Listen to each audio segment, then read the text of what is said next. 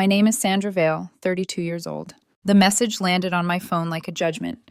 Family dinner tonight at the Grandmont Hotel, 7:00 p.m. Nicholas booked the presidential suite. Dress appropriately. Mom.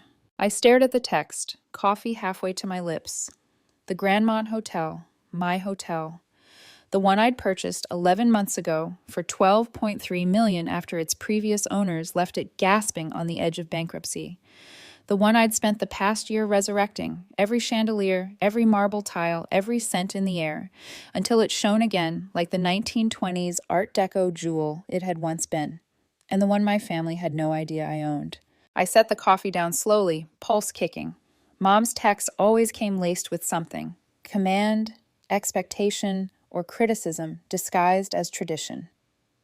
But this one was going to be special. I opened my laptop and pulled up the reservation system. There it was. Nicholas Harper, presidential suite, 3 nights. Checked in yesterday. Rate, $2,800 per night. My older brother, staying in my hotel's most expensive suite. Perfect. At 32, I'd grown used to being the footnote in a family of overachievers. Nicholas, the surgeon. Cassandra, the lawyer. And me, the one who works at hotels. That's what they said at dinner parties in polite tones with tight smiles. She's in hospitality management. Such a sweet field. Translation: service work with a fancy name. What they never knew was that I didn't just work in hotels, I owned them. 4 properties across 3 states, combined value just over $43 million, bringing in nearly $8 million a year. But I drove a modest Subaru, lived in a practical apartment, and wore clothes that didn't announce a thing.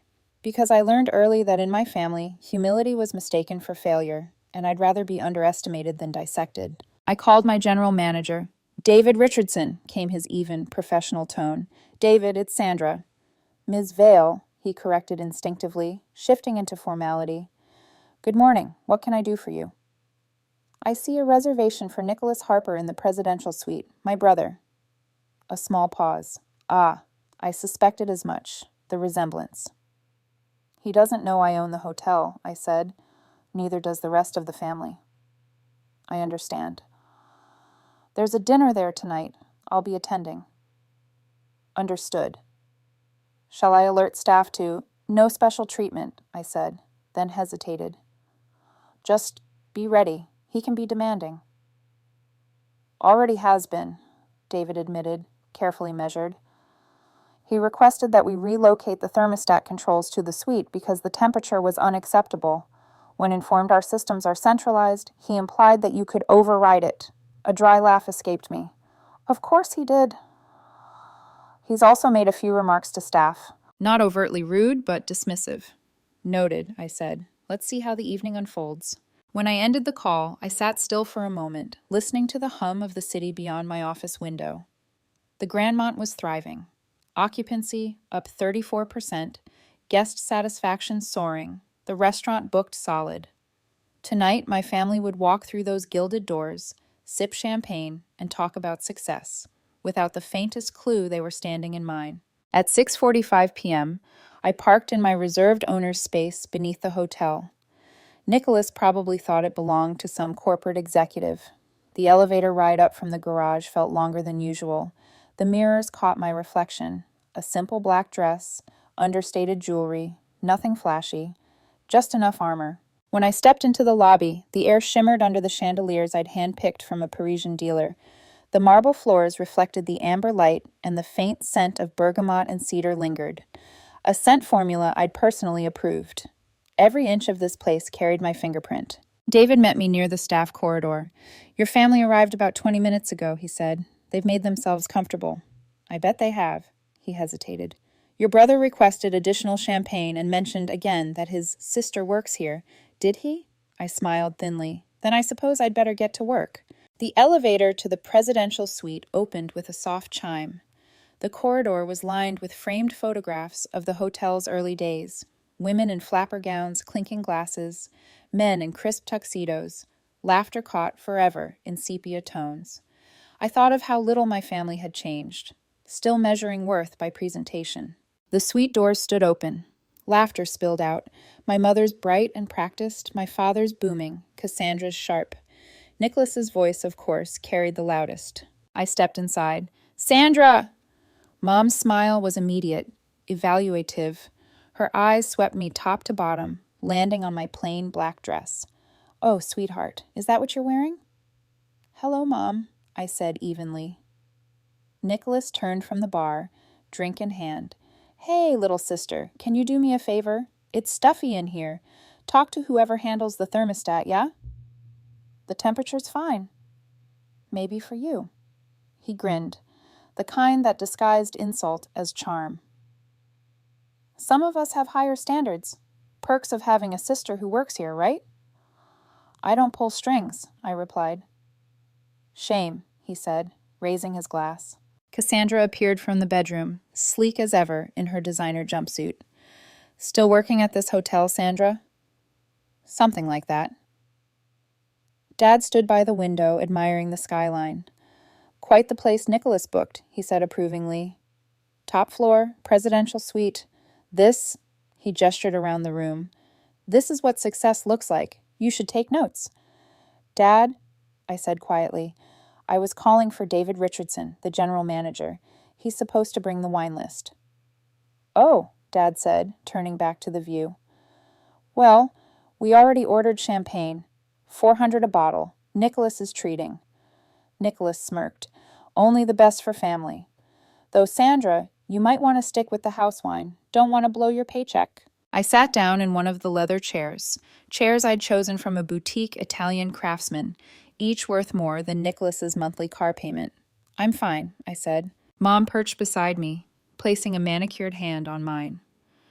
So tell us, darling, are you still doing front desk work, or did you move up to management? I'm in management. That's wonderful, she beamed. What's your title? It varies by property, Cassandra laughed. Varies by property? Sandra, you work at one hotel, unless you're job hopping again. I work with several, I said, keeping my voice light. Dad frowned. When are you going to settle down and build a real career? You're 32. Nicholas was chief resident by your age. And I'd already made partner, Cassandra added helpfully. Mom nodded. You need stability, honey. A knock on the door saved me. David entered, followed by 2 servers pushing a cart of covered dishes. He caught my eye, a flicker of understanding passing between us. Good evening, he said smoothly. I'm David Richardson, the general manager. Just wanted to ensure everything meets your expectations. About time, Nicholas said. It's too warm. Fix it. I'm sorry, sir, but the temperature is centrally controlled. I'm paying $2,800 a night, Nicholas snapped. Adjust it. David's polite mask never faltered. I'll see what I can do. As the staff arranged dinner, Mom turned to me again. Sandra, since you work here, could you make sure they bring extra bread? And tell them Nicholas likes his steak medium rare. I don't work in the kitchen, Mom. Oh, but surely you have influence. She smiled, meaning to sound proud, but landing somewhere near condescension. That's the benefit of being in hospitality, right? Dinner began. The food, Chef Raymond's new seasonal menu, was exquisite, but no one at that table noticed. Nicholas dominated the conversation with stories of surgeries. Cassandra countered with courtroom victories. Mom and Dad showered them with questions and praise. No one asked me anything. Halfway through the meal, Dad set his glass down with the gravity of a lecture. Sandra, he said, your mother and I have been talking. We're worried about you. Worried? You're 32, unmarried, working in hospitality. Have you thought about your future, retirement, real wealth? I think about it. Do you have investments? Mom pressed. Some. Nicholas leaned back, smirking. Not to be harsh, sis, but hotel work isn't a career. It's a job. You'll never build wealth running front desks. Dad nodded sagely. You'll never own property, not in this market. You should have gone to med school. Cassandra added, it's not too late to start over. I set down my fork. I don't want to start over. Dad sighed. That's the problem. You've settled for mediocrity. Look at this place. Someone owns this hotel. Someone smart enough to invest in real estate. That could have been you. I let the silence stretch. Nicholas gestured broadly. This is ownership, Sandra. Real success. There are owners and there are workers. You chose to be a worker. Mom squeezed my hand. We just want you to be realistic about your limitations. There's no shame in that. It's who you are. My pulse steadied, my breath evened. I looked around the suite, my chandeliers, my furniture, my success, wrapped in their arrogance. Then I said softly, "Can I ask you something?" "Of course," Dad said. "Do any of you know what I actually do for work?" They blinked. Mom tried. "You work at hotels." "Doing what exactly?" Silence. "You never asked," I said. "In 10 years, not once." Cassandra frowned. "We ask all the time." "No," I said. "You ask if I still work at hotels, then change the subject." Another knock interrupted me. David entered again, his voice formal now. "Forgive the intrusion. Mr. Harper, may I speak with you privately?" Nicholas waved a dismissive hand. "Whatever it is, say it here." David inclined his head. "Very well, sir. I have been informed by the owner that your treatment of staff has been inappropriate." Nicholas laughed. "Excuse me?" David continued evenly. "Several employees have reported being spoken to dismissively, snapping fingers, ordering them to hurry up. That's absurd. I demand to speak to the owner." David turned to me. "Miss Vale?" Every head at the table swiveled toward me. "Yes, David," I said. "Would you like to address Mr. Harper's complaint directly?" I rose slowly, smoothing my dress. "Thank you," I said. The room fell utterly still. "Actually, Nicholas," I began, "you already have been speaking to the owner." For a full 3 seconds, no one moved. The words seemed to hang in the air, heavy and absurd. Nicholas blinked. "What?" "I own the Grandmont Hotel," I said evenly. "Every chandelier above your head, every marble tile beneath your shoes, every bottle of champagne you've ordered. It's all mine." Silence. Then Dad laughed, a short, brittle sound. "That's impossible." "It's not." I glanced at David. Without missing a beat, he produced his tablet, tapping a few times before turning the screen toward the table. "Registered owner, Harper Hospitality Group. Purchased November 2023, he said. Principal owner, Sandra Vale." Cassandra leaned forward, her voice unusually quiet. "Harper Hospitality? That's your company?" "It is." Nicholas stared at me, then at the screen, then back again. "You're kidding. You... what, bought into it or something?" "I founded it," I said. Mom's hand went to her throat, trembling faintly. "But darling, you said you worked with hotels." "I do. I acquire them, renovate them, and manage operations." David waited respectfully near the door. "Shall I have the suite staff step out, Ms. Vale?" "Yes, thank you." Once the door clicked shut, the room filled with an eerie quiet, the kind that comes after a storm hits, but before anyone dares to move. I took a breath. 11 months ago, I purchased this property for $12.3 million, paid in cash. It was nearly bankrupt, but I turned it around. Occupancy's up 34%, guest ratings from 3.2 to 4.7, restaurant fully booked for weeks. Cassandra's eyes darted, doing the math. "You had that kind of money?" "I started smaller. Bought the Maritime Inn for $1.8 million with savings and loans. Worked it for 2 years, then leveraged equity to acquire the Riverside Resort, and so on." Nicholas stood, pacing. "That's ridiculous. You make what, 40, 50 grand a year? I was operations director for Blackstone's hospitality division," I said quietly. "Made $285,000. Saved almost all of it. I don't buy handbags or luxury cars. I buy property." Mom exhaled like she'd been punched. "But you never said any of this. You never asked." Dad's voice came rough, defensive. "We assumed you'd tell us if you were doing something this significant." "I tried, multiple times." "When?" "Thanksgiving 4 years ago," I said. "I mentioned I was looking to acquire a hotel. You said, 'That's nice, dear. Pass the potatoes.' Christmas 3 years ago. I said I'd closed on the Maritime Inn.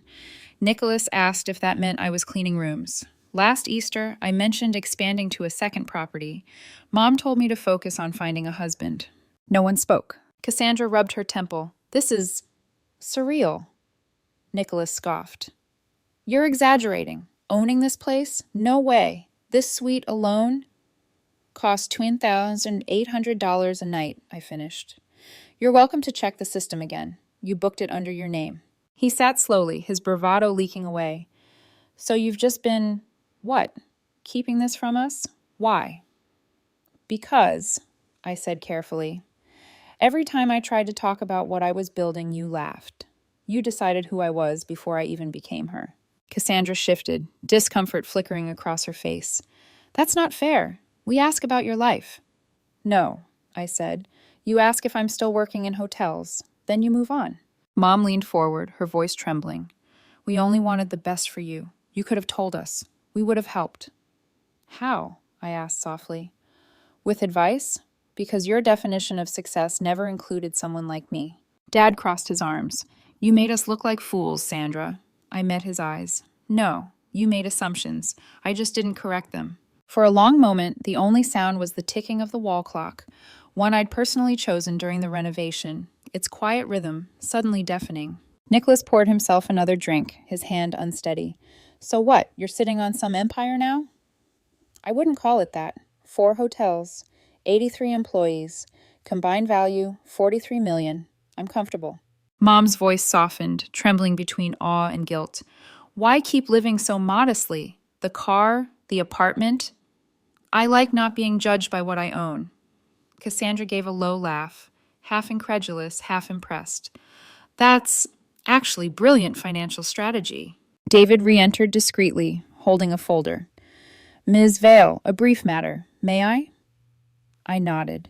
He handed me a page from our internal compliance reports, then lowered his voice slightly. We've logged several comp requests on this suite, amenities exceeding the approval threshold. The guests cited professional outreach, but staff were pressured. I glanced at Nicholas, whose shoulders stiffened. Thank you, David, I said. Leave it with me. When he left, I turned the page over, face down on the table. Nicholas's name glared from the top. Cassandra caught the gesture. What was that? Hotel business, I said. Nothing that concerns you. Dad ran a hand down his face. We should have known. You were always clever, always quiet, too. I learned that in this family, silence was the safest way to be respected, I said. Mom's eyes filled. That's not true. Isn't it? I said gently. When I stopped defending myself, you started calling me Steady Sandra. Dependable. The one who doesn't cause trouble. That was meant as a compliment. It was a containment strategy. Nicholas set his glass down hard. Enough with the lectures. You could have told us. Instead, you humiliated us. Here, now. I raised an eyebrow. Humiliated you? You invited me to dinner in my hotel and spent the evening mocking my career. I didn't humiliate you, Nicholas. You did that yourself. Cassandra sighed, shaking her head. Can we just take a second? This is a lot. I looked around the suite, the skyline glimmering beyond the windows, the untouched plates, the champagne sweating in its bucket. My hotel gleamed around us like proof. Dad pushed back his chair abruptly. We're checking out. Mom gasped. Howard, no, we're not staying where we've been patronized. I won't.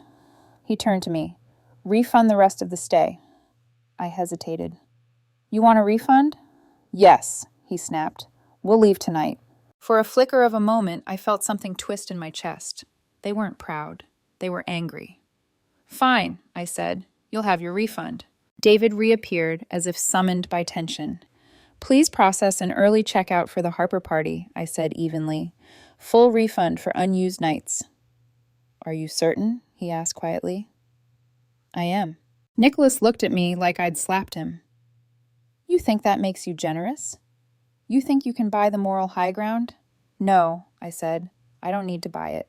They left in silence, their shoes clicking against the marble, their pride trailing behind them like smoke. When the door finally closed, I stood there for a long time, staring at the empty table.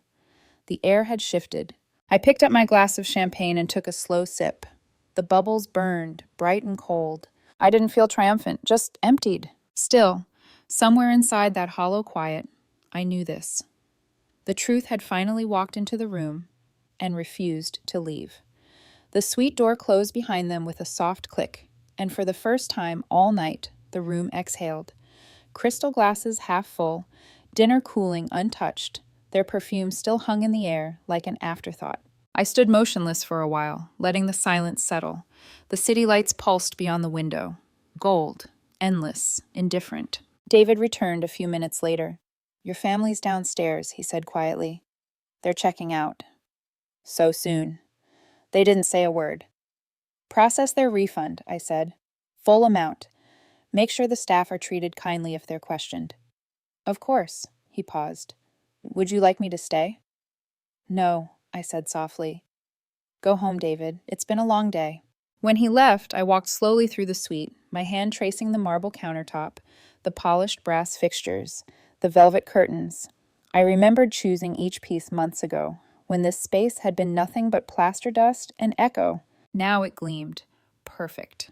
And yet, for the first time, it felt heavier than ever, like success was a room too large for comfort. Downstairs in my office, the lights of the monitors painted my face pale blue. An email alert pinged, a property listing from a broker I trusted. Austin. Distressed mid-size hotel, undervalued, excellent bones, the kind of project I loved. I opened the spreadsheet and began calculating instinctively. Numbers steadied me, they always had. Purchase offer, $6.8 million, all cash. Closing window, 45 days. Projected ROI, strong. Then my phone buzzed. "Cassandra, I got your number from Mom. I just want to say I'm impressed. What you've built is incredible. I'm sorry we never saw it. Can we have coffee sometime? I'd really like to hear about your work. Really hear about it." I stared at the message, then typed back, "Thank you. That means more than you know." She replied almost instantly, "Tomorrow morning? My treat." "Sure," I wrote. "There's a cafe across from the Grandmont. 10 a.m. A pause, then her final text. "You deserve better than the way we treated you." Something in my chest loosened. Not forgiveness, not yet, but the beginning of something that could be. Before I could lock my phone, another message arrived. This one from Nicholas. "I was an ass tonight. For the past 10 years, honestly. You were right about everything. I'm sorry." I read it twice, then set the phone down, unanswered. Sometimes silence spoke more than any reply. David knocked lightly on my office door. "Miss Vale? Come in." He stepped in with that same professional calm, but softer around the edges now. "I thought you'd want to see this." He handed me a folder, the one he'd mentioned earlier during dinner. "The compliance record?" I asked. "Yes. I didn't want to bring it up until things had calmed. It concerns the presidential suite guest." "Nicholas," he nodded. "Multiple comp requests were made under the pretext of medical outreach hospitality. It would violate audit protocols if approved." Staff reported feeling pressured. I flipped the document open. My brother's handwriting glared back at me, his confident slant, his signature flourish at the bottom of the form. "I see," I murmured. "If you file this as a guest conduct report," David continued carefully, "it'll be entered into the system and sent to the compliance partner that cross-references with hospital sponsors, meaning it could follow Nicholas back to his workplace. And if I don't, then it ends here, internally, forgotten." He didn't say what we both knew. The staff he'd belittled were watching to see if I'd protect them, or my family. I closed the folder and stared at the faint reflection of the city in the office window. My brother's voice from hours earlier echoed in my mind. "There are owners and there are workers. You chose to be a worker." No, I thought. I chose to build something that treated workers like humans. That was the difference. "Thank you, David," I said finally. "Leave it with me. I'll decide tonight." When he left, I sat alone, the hum of the air conditioner filling the silence. On one screen glowed the Austin proposal draft. On the other, the guest conduct report, cursor blinking at the bottom. It struck me how similar both documents were, both decisions about what kind of empire I wanted to build. One would expand my business. The other would define its integrity. I leaned back in my chair, eyes closing for a moment. A memory surfaced, one I hadn't thought of in years. The Grandmont's oldest housekeeper, Rosa, during the first month of renovations. Her hands rough from decades of linen starch and bleach. She'd said to me, "Build so steady they don't hear the scaffolding. That way, when they finally notice, the roof is already standing." I'd written that line on a sticky note and kept it in my wallet. Now sitting here, I wondered what Rosa would think of tonight. I turned the guest report page upright again. Nicholas's name, the staff accounts, the signature line awaiting mine. My fingers hovered over the keyboard. If I submitted it, it would go through the standard compliance route. Nothing dramatic, nothing vindictive, just procedure. But procedure had consequences.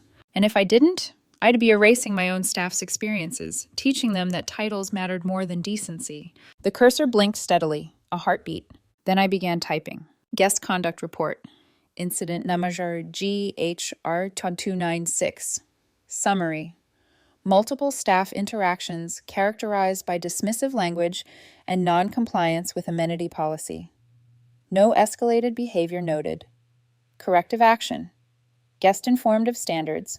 Case closed pending review. No mention of his hospital, no phrasing that would trigger external flags. Just the truth. Quiet, contained, fair. I saved the file but didn't hit send yet.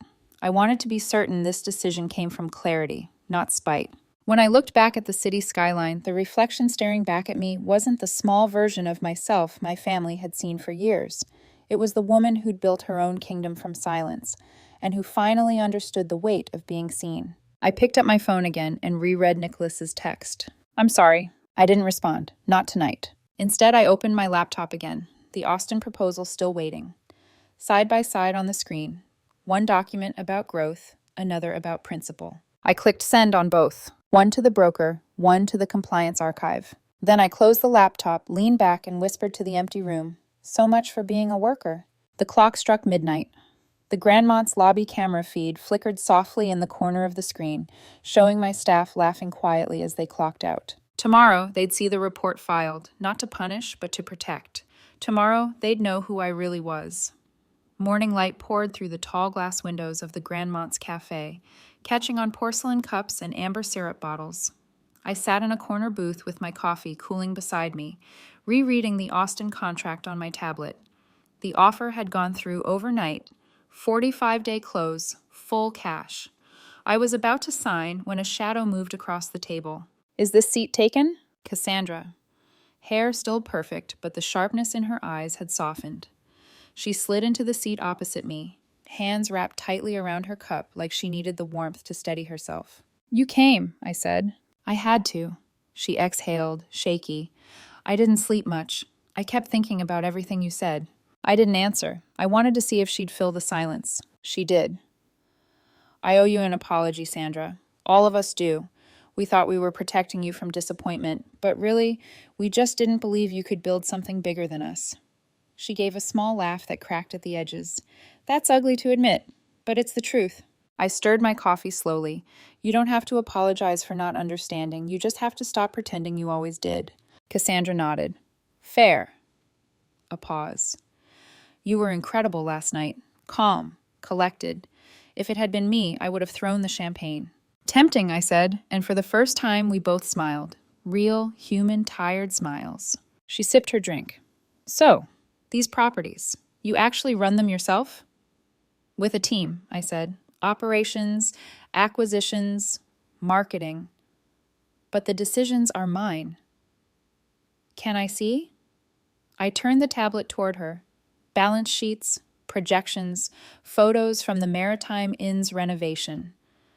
Her lawyer's eyes scanned quickly, then widened.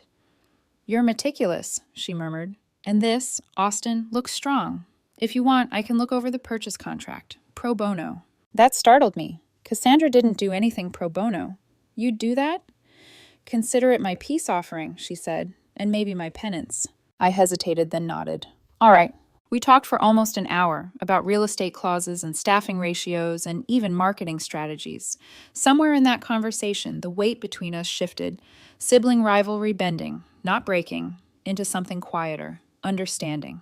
When she stood to leave, she reached for her purse. "You're really not going to order anything else?" I shook my head. "I already got what I came for." She smiled faintly. "Then I'll see you soon, partner." Partner. The word lingered after she left, delicate and strange. By noon, I was back in my office. David knocked gently before stepping in. "Ms. Vale, a brief update. The Harper refund was processed.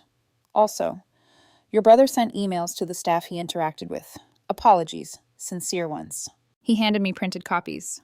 Nicholas's messages were short but personal. "To the concierge team, I'm sorry for my attitude during my stay. You showed professionalism I didn't deserve. Thank you for your patience. To housekeeping, I disrespected your time and work. I was wrong." I read each one carefully, my throat tightening. "He actually wrote these?" David nodded, unprompted, as far as I can tell. Good, I said softly. Then we'll close the incident. No further action. Already done. He turned to leave, but I stopped him. David, transfer the amount from the refund into the staff wellness fund. Consider it a small thank you. He smiled. They'll appreciate that. After he left, I opened my desk drawer and pulled out a folded slip of yellowed paper. The letter I'd found during the Grandmont renovation, tucked behind an old wall panel near the lobby stairs. The ink was fading, the handwriting elegant. If you ever own the key, remember, buildings listen. Treat them kindly, and they'll hold your name long after the guests forget it. Signed, Eleanor Grandmont, 1927. The woman who had built this hotel nearly a century ago. She'd lost it during the Depression, her legacy buried in bank records until I revived the name. That note had guided me ever since. I read it again now, tracing the uneven loops of her script. Own the key, and the room learns your name. Outside my office window, afternoon light spilled over the city. The streets below were moving again, ordinary and alive. I glanced at the Austin file, ready to be signed, and smiled. Time to build the next one, I murmured. Before signing, I composed one more message on my phone. Nicholas, I received your emails. Thank you for apologizing to the staff. It meant something to them. Let's both do better going forward. A minute later, the typing dots appeared. Then his reply. I will. And for what it's worth, I'm proud of you, Sandra. I didn't cry, but I let myself close my eyes for a few seconds, breathing in the quiet. Then I signed the Austin agreement, pressing my signature firmly against the digital line. Deal done. I locked the office, walked downstairs, and stepped into the lobby. The late afternoon light was turning gold, catching on the chandeliers and the Art Deco mirrors that lined the walls. Guests moved through the revolving doors, dragging suitcases, laughing, checking in, checking out. Life continuing as always. I paused near the plaque by the staircase, the one dedicated to Eleanor Grandmont. Someone had polished it recently. It gleamed brighter than usual. Grandmont Hotel, reimagined 2024, by Vale Properties. Underneath, in small script, a woman's legacy restored. I smiled, a quiet acknowledgement between builders. Outside, the city stretched endlessly, sunlight bouncing off glass towers. Somewhere out there, my family was processing what had happened. Maybe still angry, maybe humbled, but they knew the truth now. And so did I, that I could hold my own story, without hiding, without apology. I pushed open the doors, the hum of traffic greeting me like applause. My phone buzzed one more time, an email from a broker. Subject, off-market opportunity, historic coastal estate, former Harper family property. I stared at it, eyebrows lifting. The universe, it seemed, had a sense of irony. I slipped the phone into my bag, stepped into the sunlight, and let the door close behind me. The city gleamed, my city, my empire, and for the first time, I wasn't invisible inside it.